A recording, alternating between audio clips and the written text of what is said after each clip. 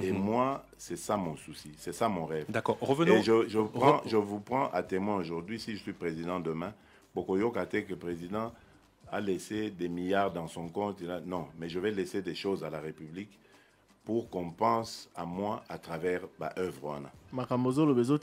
Oui. Reparlons de votre programme.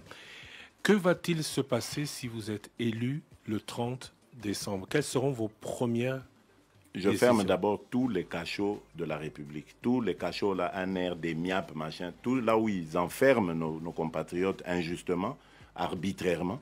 Ça commence. Le premier jour, on ferme tout ça. Le pays a vraiment besoin de sortir de l'enfer dans lequel le régime actuel l'a plongé. Les fillettes qui vont à l'école ne savent pas si elles vont rentrer sans être violées, les garçons sans être enlevés. Enfin, il y a une insécurité criante. Et c'est incroyable, ça arrive dans notre pays. Ces gens vivent dans leur pays. Ils ont le droit de faire ce qu'ils font. Mais aujourd'hui, c'est devenu comme une condamnation gratuite. C'est vraiment un calvaire, à tel point que Vital Kamerhe et moi, vous savez, nous formons le ticket gagnant, nous sommes promis d'aller là-bas, nous installer. Si les Congolais nous font confiance et me portent à la magistrature suprême, eh bien, nous irons nous installer quelque part à l'Est jusqu'à ce que la paix va devenir définitive. C'est vraiment la priorité des priorités, parce que vous pensez bien, un pays qui veut décoller, qui veut aller sur la voie du développement, il ne peut que commencer par la paix. Et si on ne commence pas par là, ça ne sert à rien. Parce que on a remarqué, et vous voyez, je ne vous apprends rien, regardez autour de nous, le comportement du Congolais. Le Congolais est ignorant de ses propres droits. Le Congolais peut aujourd'hui ne pas être payé par son patron pendant 3, 4, 5, 6 mois, voire une année, mais il vient toujours au travail sans rien réclamer. Il ne proteste pas. Et demain, il sera même l'applaudisseur de son patron.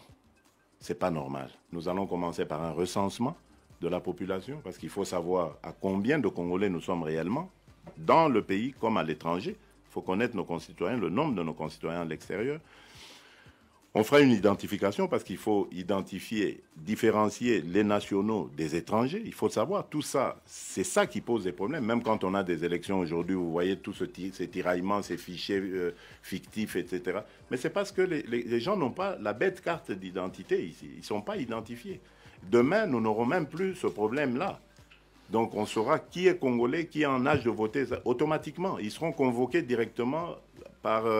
à leur adresse, ils reçoivent leur carte d'électeur, ils n'ont pas à se déplacer et ils vont voter.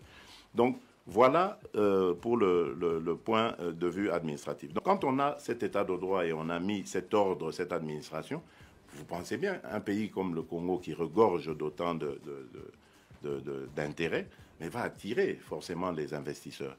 Et ça, c'est de l'emploi garanti. Mais nous créerons aussi une classe d'affaires congolaise, parce que, regardez au Congo, est-ce qu'on peut compter combien de grands entrepreneurs congolais, j'entends? Pas ceux qui sont arrivés, qui ont pris la nationalité congolaise, que je n'ai rien contre eux, évidemment, mais il faut créer aussi une classe d'affaires congolaise. Et des banques commerciales qui vont aider, évidemment, ces hommes d'affaires et femmes d'affaires congolais à créer des emplois, à créer des entreprises qui vont engager des services des Congolais, etc. Quels moyens pensez-vous pouvoir mobiliser pour atteindre vos objectifs? Mais les recettes de l'État, vous savez que ce pays connaît des fuites immenses d'argent. Vous allez bloquer cette corruption. Donc il faut déjà commencer par bloquer la corruption. Mais comment? Par déjà l'application de la loi. Il faut appliquer la loi dans toute sa rigueur contre les contrevenants, les corrompus ou les corrupteurs. Et puis, il y a quelque chose que j'ai beaucoup aimé à l'époque de M. Matata, même si je ne suis pas d'accord avec l'ensemble de leurs orientations, mais c'est cette bancarisation. Je n'ai pas compris pourquoi il n'a jamais continué avec ça. Il y a beaucoup trop d'argent qui circule en espèces dans les mains, et c'est ça qui attire aussi ces détournements, etc. Quand je veux prêcher par le bon exemple et que mes compatriotes vont aimer ça, tout le monde va vouloir imiter le bon exemple. Pourquoi Mboke Bebaka? Parce que ceux qui arrivent et qui sont censés prêcher par l'exemple, eux prêchent par le mauvais exemple. Soit Mokonzi Bandi, qu'on détourne Bandi Bakop. Mais toi, tu crois que Balandi on a Baosani? Balanda Pekop. Mais ce que Mokonzi Alobi a dit, bon, les Kambakop, on a. Au salaire yo, aux amona maïnanga, c'est vrai, totanga kana yo, bien, aux tobandano, et tout ça. Boloko. Tu vas en prison. Vous ne pouvez pas. C'est comme remuer un couteau dans la plaie. Le bateau que vous volez à longueur de journée. Bozoya koboa ke la bango ba miette wana, et vous êtes heureux de les voir s'entre-déchirer comme ça. Et demain, vous allez encore le... Non, mais c'est criminel, ça. Tout le monde est au... Mais on est au contact de cette misère. Qui est l'auteur de cette misère? Donc, vous croyez vraiment les Congolais zoba au point que Mouto Azonyo Kolangai n'a pas essayé sous 5 ans à continuer Konyo Kolangai? Sincèrement. Non. Et on les crétinise. Et moi, c'est ça mon souci. C'est ça mon rêve. D'accord. Revenons. Et je vous prends à témoin aujourd'hui, si je suis président demain, Bokoyo Kate, que le président a laissé des milliards dans son compte. Non, mais je vais laisser des choses à la République pour qu'on pense à moi à travers ma œuvre. Makamozo le bezo tika là. Oui. Pour bino politicien na bolaka.